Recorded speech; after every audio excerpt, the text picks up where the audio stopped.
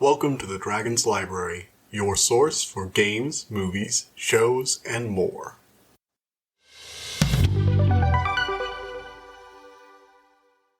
Hello everyone, welcome back to the Dragon's Library. Today we're going to be reviewing Matrix Resurrection. It's pretty good, yeah. I mean, that's the original Wachowski, one of the Wachowski siblings came back to direct. It's visually impressive. It's pretty good. First up, let's get the answer out of the way. This is going to be the non-spoiler section. I'm going to try and hold off on any major spoiler reveals, because there actually are some pretty big twists this movie going in. So I'm going to let you guys know when I start getting to spoilers.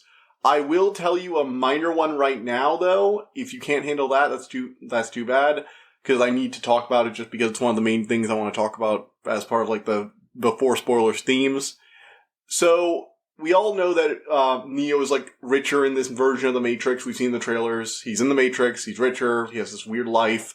And the therapist mentions going back to the Matrix. And everybody was thinking, oh, so the Matrix is like a set of movies in this new version of the Matrix keeping Neo imprisoned. It's no, it's a video game series that he made a long, long time ago with a business partner who's now his boss, and who they both swore to never go back to it. But Warner Brothers, Warner Brothers game division is making them do it unless they want Warner Bros. To do it without them. Yeah. One of the main the Matrix initial, inciting incident plot is essentially the plot, the story of how this movie got made. And they even specifically call out Warner Brothers. You see all this really early on. It's not a huge spoiler, but it is hilarious, and I love it. So, aside from that, and me just liking some neat game design information about reboots and stuff like that I'll get into the spoiler section, yeah, it's a pretty good movie. The whole thing is basically, hey, we got this new person who thinks Neo's still alive. She's been doing searching, finds this part of the Matrix, finds him again, and ta-da, Neo's back, fight the machines, the huge. But it actually delves into some themes about what it means to come back to a world you've already left your mark on. The Matrix, the fake life Matrix plot is Neo's having to make a sequel to a video game series he feels is done with and caused him a lot of trauma later on in his life. Though Wachowski's coming back to direct The Matrix and continue onward, he turns to the real world eventually, and has to grapple with the impact his life has had. Everyone thought he was dead all this time. But he did change the world. He actually progressed change. And I'm not going to spoil exactly what happened, but yes, there was actual growth in this world. They're not this isn't the Star Wars films, the new Star Wars films. Now, I, on average, kind of enjoyed the new Star Wars films, but they had this real problem of nothing changed, at all. The Empire just crushed the New Republic, then they're back as the New Order, and it's basically just the first movie again for the 7th episode. Now, I like The Last Jedi, and yes, I know some people will hate me for that, but I think it's a really good movie because it tried to do some new things. It tried to build on the world, show the after effects of people's journeys. The Matrix does that, but better. And I'm going to say exactly how soon. So, what essentially The Matrix does is it shows a world where Neo's sacrifice actually did something. Because at the end of the third Matrix movie, for those of you who haven't known, you should probably just watch the first few Matrix movies if you haven't already. The first one is one of the best movies of all time. The other two are okay and have really good fight scenes. So you should just go ahead and watch them. Seriously, what are you doing? How have you not seen The Matrix? But assuming you have seen The Matrix, at the very end of the third movie, Neo makes a heroic sacrifice to kill Agent Smith, who's been assimilating the Matrix, and he dies. And Trinity died earlier on. And so, Trinity's dead, Neo's dead, Morpheus is alive in Zion, the machines call off their attack and agree that any human who willingly wishes to lead the Matrix will not be hunted down, so the machines essentially leave Zion alone, and they are left with, their new version of the Matrix. Now, I'm not going to spoil what happens, because it's actually really interesting, and I think you should see it for yourself. But there is a sort of uneasy peace now, and it's being challenged by the whole, wait, Neo's alive, what the hell, he's our savior. And, there's obviously a lot of emotions, even when there are people acting against him in the movie, everyone is you're the one. You're the guy who changed everything. So, there's a lot of that in there. I will say that only like one of the new side characters really gets that much to do. So there's the new character, I guess you call her like the new semi-protagonist, Bugs. She's the new hacker, like sort of the Morpheus-ish hacker who pulls Neo out of the Matrix. She found this old modal game at the very beginning where Neo was running this corrupted simulation of the first Matrix movie's plot. And she gets chased down by this strange new agent he had subconsciously added in there because he's trying to escape the Matrix even while he's trapped inside of it. That is basically Morpheus and Smith fused into a character. So it's Morpheus, but he's a bit more, Smith-ish. And she figured out that the game designer was Neo. They had been like masking his, in Matrix avatar to, hide him from them. She uses Morpheus to get to Neo and the two of them free him. Both the new, the new program Morpheus is actually a decent amount of fun. I think the actor playing him does a really good job.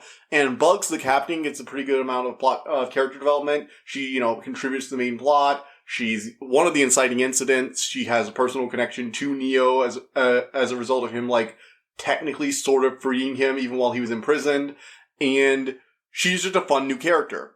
The other characters are what I'll call one line and then gone. They give, they're the characters, the camera crew eventually just points to the camera at. They walk in screen, here's my backstory in one sentence. Okay, now I'm gonna go ahead and just sit in the background, and occasionally you'll see me typing on a keyboard or shooting somebody. They get, no development. Everybody else is just, gone. They're just, nah. They're throwaway, disposable characters. I'm not gonna tell you what happens, but they do have some funny lines. It's just, they all get, one line. And that one line is okay. It's pretty memorable-ish, especially the one guy. Especially this one line, but I'm not going to tell you about it. That was he's going to get us all killed. Because, everyone aside from Morpheus of the Neo's old crew got violently murdered. So that's fair. But everyone else aside from Bugs and the new Morpheus program guy is just kind of boring. Aside from the new villain, I will give that. The new villain, very interesting, and also Niobe comes back, and she's fun. She's fun, too. But aside from, returning characters, as new characters go, you just have Bugs, and I guess the new guy, because he's playing this weird version of Morpheus, so technically he's also a new character. But, aside from those two, they just don't give you much with any of them, and that's fine. You don't have to give me a lot with a lot of side characters. Not everyone has to have this massive web of secondary, tertiary characters that are all fully fleshed out. It's a movie. You have to do your time, and they're centering it around the relationship of Neo and Trinity and what's going on with this new bad guy. Again, that's for the spoiler section. All in all, this movie is pretty good. It's grappling with its identity. The whole plot of the movie is essentially the Wachowskis grappling with their identity as the makers of this movie series, coming back to it after all this time because the studio wants another movie, but they also want to actually make it about something, and so they decide to make it about the idea of continuations, reboots, that kind of stuff, metaphorically, combined with a strong emotional core around Trinity and Neo, which is good. I think it's a good movie. It's not Matrix 1. Matrix 1 is way better than this, but it's good for what it is. Also, I will say this, the action scenes are not as good. They did not get the original action director back, or whatever it was. They did not get him back for this, so... Oh, the fight choreography guy. They didn't get him back for this, so... It's just not as good. You're not gonna see anything like the 100 Smith battle that happened in the second movie, or, some of the really amazing... obviously they have bullet time, and they actually use the bullet time in a really fun way. The villain does it. It's pretty cool. But... yeah, in general, it's just okay. And again, there's nothing wrong with that. In fact, the movie actively calls itself out. And I will kind of admit that it's trying to use we're aware that we're doing this thing, so that means we get a pass. But at the same time, they're not really saying we get a pass because they're trying to deal with the criticisms of continuing in this world. And they do a lot, if you don't like the reboots on principle, you're probably going to dislike this. But if you're willing to give it a chance, I think it actually tries to address the modern issues with reboots. It's actually really interesting, too. This movie is one of the better Matrix movies when it comes to playing with your perception of reality, or more specifically, the characters' perceptions. The opening scene, the opening act of this movie is actually really good. I really liked it. Just the whole sinking into despair and depression. it was really good, because the Neo in the first Matrix movie, before he left the Matrix, yeah, he felt like a really depressing guy who was like, selling illegal, whatever, downloaded stuff or hacking software to these obvious criminals.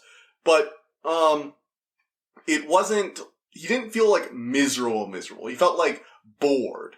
The Neo in this movie actively feels like horrifyingly miserable, and it's part of the new Matrix theme. So one of the major themes about this is, and I'm really trying hard not to spoil, but I do want to actually talk about this because we're getting pretty close to that mark. So this is a sort of Matrix before, but as a hint to what's going on here, this new Matrix, aside, the architect of the previous movies, he was the guy who made the new iteration of the Matrix, the Sixth Matrix, and it was based around everything falling into perfect, organized, calculated perfection. So it's not too bad, not too good, just right enough for the humans to understand what's going on. It's all mathematical. And Neo, the anomaly, is already accounted for in this formula which will solve it.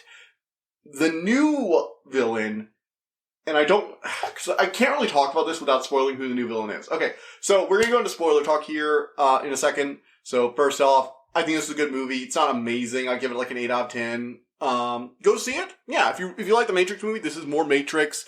It's by the same director. It has good writing. It has a decent plot. I think it gives itself a reason to exist, which a lot of reboots or relaunches of series don't do. Not sure I'd be on board for a Matrix 5, because I feel like this one kind of completely wrapped everything up with about as good an ending as you're going to get to something like this. So, I mean, if you're undoing the death scene of the last Matrix movie, I think this is about as good as you can get, without having some problems. So, leave it at this. Don't make another one. Warner Brothers, seriously, let the Wachowskis rest already. Yeah. Okay, we're moving on to the spoiler section. If you don't want any spoilers, leave now. I will be starting with light spoilers, though, but they're going to give away a lot of the plot twists. Although you'll probably have figured out most of this by the time the twist comes around, because it's one of those gradual revealed things. So, I want to talk about the villain first, because I actually really liked the villain. He is the analyst, and he is played by Neil Patrick Harris, who does a really good job with him. I really like it. He has this, like, hipster therapist vibe to him, which is kind of funny. Also, his cat. He has a cat that it's always in his sessions with Neo. And it's called Deja Vu, and it's the same cat that, from the Deja Vu scene in the first movie, which every time it was on screen, I was just, like, laughing. It's like, yeah, this guy is super evil. So, what happened is, after the architect decided to allow those who didn't want to be in the Matrix to leave the Matrix, there was a mass exodus from the Matrix where everyone went to Zion, which eventually became Ion. It's a new rebranding of Zion due to some changes I'll get into in a moment. As a result of this, the Matrix didn't have enough power to sustain the entire machine's population. And so they descended into a civil war. The humans were essentially forgotten about while they squabbled over resources. Essentially, they reached themselves as being better than their, human counterparts, only to devolve into the same infighting that they did, which I really like, in the same way of, the monster you create is a reflection of yourself kind of thing, because they fell into the same resource squabbling humans did once the resources weren't, near infinite. And as a result of the fact that people are more easily drawn out of the Matrix, Ion kind of just fell into passivity. Then the architect was overthrown, and the 7th iteration of the Matrix was created. The new program who overthrew him is called the Analyst.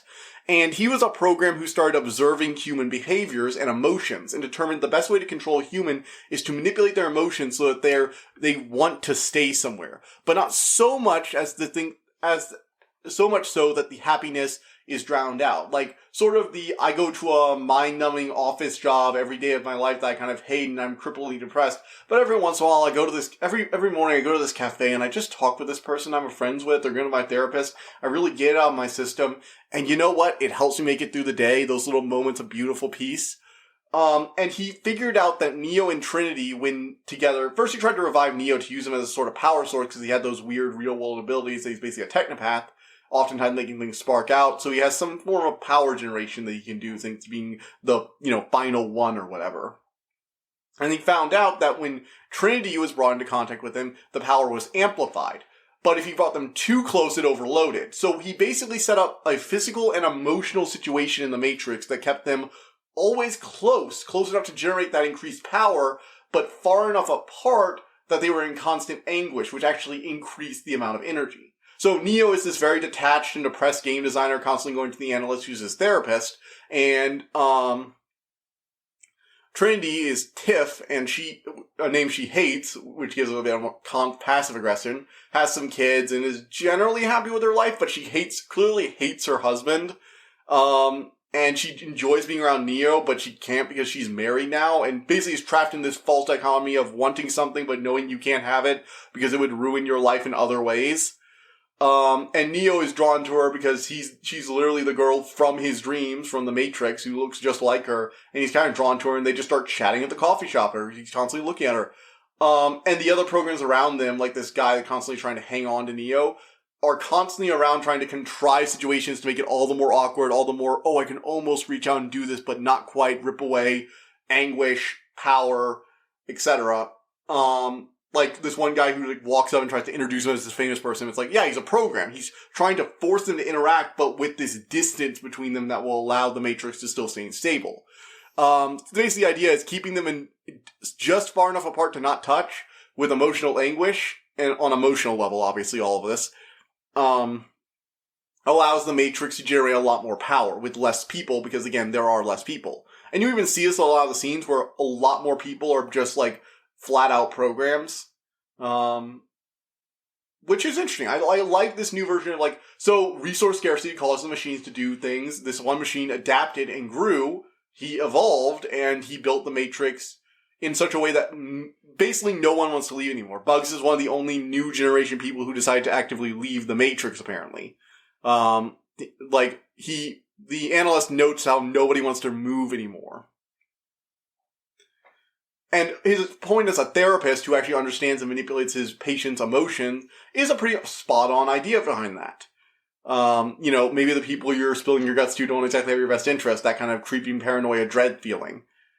Which is a very interesting kind of thing for a villain, because he's not physically impressive. He's not even like the analyst in this very, I'm a posh old man, up in the sky, pseudonym for I'm almost God kind of guy. He has this sort of detached, I know everything you're going to do before you do it, and I kind of plan for all this. Not because I calculated what you do, because I know you, Neo. I know exactly what you're going to do next. And I like him. I think he's a good villain overall.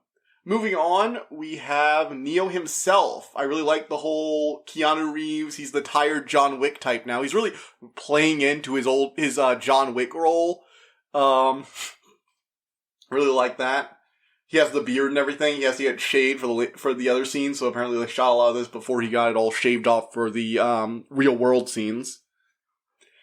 And so what happened is, I'm going to talk more about the world. So I talked about how there was this machine civil war, and a lot of the machines actually fled to Zion and started working with humanity. In fact, when Neo was freed, he was only able to be freed because two of the machines working with the human resistance had been undercover and helped to spring him. But in doing so, they had, revealed their sides. A lot of the machines are just like, hey, look, the war was a long time ago. The new boss is an a-hole, and Neo sacrificed himself to stop Agent Smith and save us, just like he sacrificed himself to stop and save the humanity. So, there are machines and humans who look at him as sort of like their savior, which gives them a common ground to come together in not Zion, but Ion. Sort of a, removing the human sanctuary from it and turning it into just a peaceful settlement. Zion grew into Ion, which is now this massive area. They figured out how to replicate the DNA of plants that are in the Matrix using the code. And so they're actually starting to regrow strawberries and stuff. And when you go to that little science lab, it's like this brief moment of, oh my god, look, machines and people are working together to slowly try and rebuild this broken, damaged world. The characters, when Neo talks with Niobe and they reminisce about the old times, they're like, remember that slop we used to eat? Nowadays, we're working on actually regrowing the old foods that used to exist. Our people get to grow up in a world that's not the Matrix with actual food. Which is, a big deal. And it's implied they're working on other things, probably trying to figure out how to remove the smog in the atmosphere so robots might be able to use solar power and the Matrix might become completely unneeded, stuff like that. And it's very interesting. I like that. The idea of the world, Neo's sacrifice did work. This isn't him trying to fix the whole world right now, actually. Now, the new version of the Matrix is really messed up, and it's not a lot of people will leave the Matrix. In fact, the only reason Bugs actually awakened from the Matrix is because she saw Neo, basically during one of the analyst's tricks, one of his attempts to inflict misery and increase the power, he had Neo tried to jump off a building, but fun fact, while it's implied that he was like a suicide attempt, Bugs actually saw him do it, and for a brief moment, she didn't see the avatar they pasted over him. They saw Neo himself. And he didn't fall.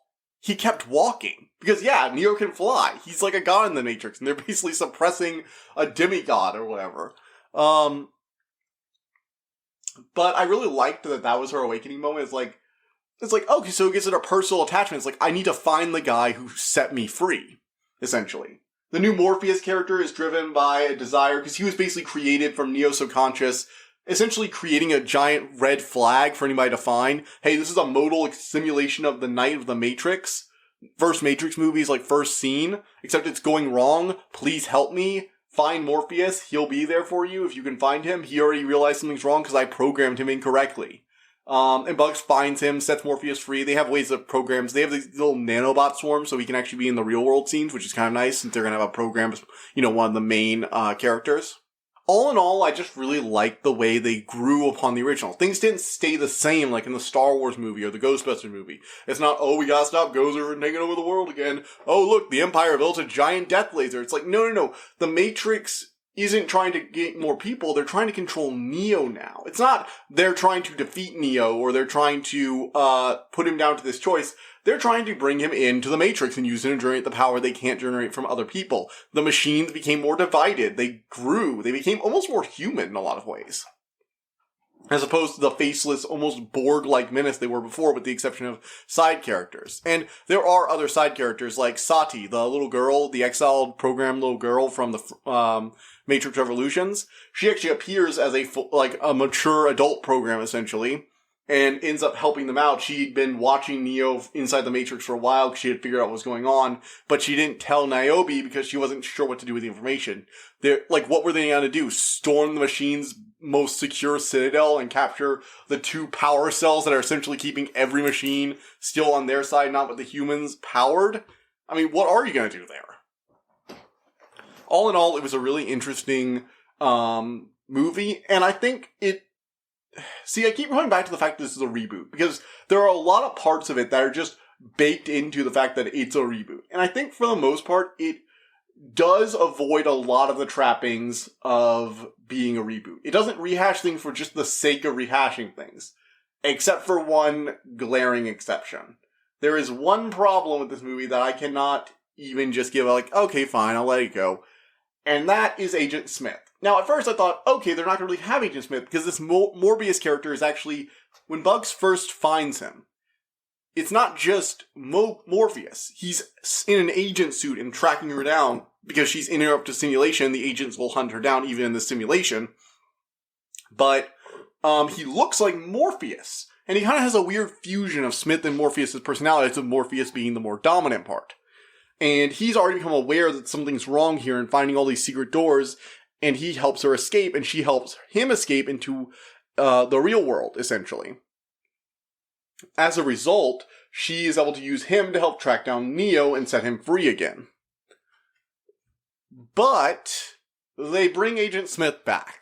Now, at first I thought it was just, clever joke. See, the boss that worked on the first Matrix games with Neo in this new Matrix timeline, this fake backstory, was a new version of a program called Smith. And it's like, okay, so Agent Smith is his boss. Yeah, I got it. The whole repressed anger for your employer and the guy who is now in charge, despite you both having worked on a project together, that became the reason your company is successful. There's some bitterness there, so it works into the whole psychological thing. And I thought he was just going to be some program that was supposed to be Smith. But then, they just couldn't help themselves. He's actually Agent Smith, and Agent Smith is back. Now, he's not assimilating everyone anymore, but, it's heavily implied, too, to be the actual Agent Smith, who somehow was survived, he was bound to Neo or whatever, which just, it's pointless. It's one of those things reboots do when they just bring back the old villain. It's like bringing back Gozer in the new Ghostbuster movie. And it's just, Why? You had a new villain, you had a new plot, you had a new world, things moved on. Smith is dead. Let him be dead. There was no point to bringing him back, and then he also teamed up with the remnants of the, exile programs, like the ones that were like old world monsters in previous versions of the Matrix, which I really liked it because in this new world, it's not like the old Matrix, so all the older programs like them can't work in this emotional system. They're too caught into like the, very rudimentary mathematical system of the old world. And as a result, they've lost a lot of power and influence, especially thanks to Neo's actions in the previous films. So whereas before they were basically like the mob, now they're a bunch of like homeless people with swords. And it's like, oh wow, so they have a legitimate reason to be pissed at Neo for enabling the analyst to do this to him, and for him, kind of killing a lot of them before. And Smith briefly teams up with them, and it's just kind of pointless. Like, Smith implies, like, I want to kill him before you do. They manage to escape. Neo goes back, and Smith briefly appears. So, the main villain, one of the cool things the analyst did is, when Neo confronts him, the analyst slows down, like, basically uses bullet time himself, but he uses it in order to slow down Neo's thought process relative to the speed of the Matrix, because apparently he can basically make the Matrix run faster than Neo can think. So that means even though Neo has, like, godlike powers, he can't do anything because the thoughts that require those powers to activate are too slow, compared to him. So he basically used bullet time against the Lord of Bullet Time, which, slow clap. Very impressive, Mr. Analyst. You want to be a villain? That's a pretty good way to be a villain. Pretty cool. But, like, then Smith comes in at the very end when they had to fight him and, manages to, like, cause he's a program too, he can get through the bullet time. And I'm like, and then he kills him. I'm like, wait, couldn't you just have Morbius do this? Like, I guess Smith still has, like, admin privileges from when he almost took over the Matrix or something, but, like, I don't get why Smith, because all the other programs are also slowed down by this, so I don't understand why Smith is able to kill him. It seems no purpose. Like, it's so dumb. It's the only thing I can't, at least defend about this movie. The Agent Smith cameo is dumb. The scenes with it, they're alright action scenes. The fight isn't great. Between him and Neo, I expect a bit more, especially given that 100 Smith scene, which was really cool in the second movie. And him coming back in the finale is just pointless. He's not there for much of the movie, and I liked him when he was just this random program looking like Agent Smith, who was Neo's boss in this simulation. I thought that was fine, and I liked Morpheus being who he was. But the rest, there was just no purpose to it. So, yeah. Those are my nitpicks. I do think, on the whole, this is a pretty good movie. I would recommend it. It's not perfect. I'm not going to defend it. I'm not going to say it's perfect. But, it's a fun movie, and I think we could have ended up with a lot worse for a Matrix movie. We really could have ended with a lot worse. So, yeah. I'll be uploading my Deathloop montage soon. I'm also going to be doing a YouTube video about why I think the multiplayer elements of Deathloop are some of the only multiplayer elements integrated into single-player campaigns that actually enhance the story. I'm currently working on a script for it. It's actually looking pretty good. I've got like got like a general rough draft going on right now. So I'm thinking about making that as an actual analyzing Deathloop in that video, or at least that aspect of it. I've really enjoyed my time with Deathloop. I've actually been playing a bit more of it even after the review. So look forward to that. I'm still trying to get my way through the Wheel of Time. I started watching the series. Okay, I'm gonna level with you guys. I might not be reviewing the Wheel of Time. I'm going to try. But I got through the first 3 episodes of the Wheel of Time, and I just, rage quit the show. So I'm gonna have to force myself to start watching it again. Yeah, it's that bad. It's not going well. Just as a spoiler. But, yeah. Go ahead and follow me on Twitter at dragon_library2. Check me out on YouTube. You can find the links to everything in the description below. It would mean a lot to me, guys, if you could just, check me out there on Twitter and YouTube. Follow me. Maybe respond to a few things. If you want, I have, a playlist on YouTube with all these episodes in a video format. There's not really a lot of video to it, but, check it out if you want to see my horrible drawing skills. I'm practicing, guys. I swear I'll get better eventually. My friend is gonna beat art skills into my head if I, keep doing it long enough. So, yeah. See you guys next time. Bye. I hope you enjoyed listening to this episode, and thank you for listening to the Dragon's Library. Please subscribe to this podcast to be notified of new episodes.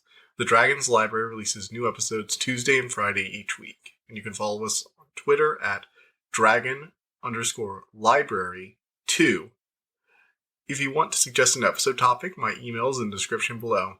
And as always, thank you so much for all your support.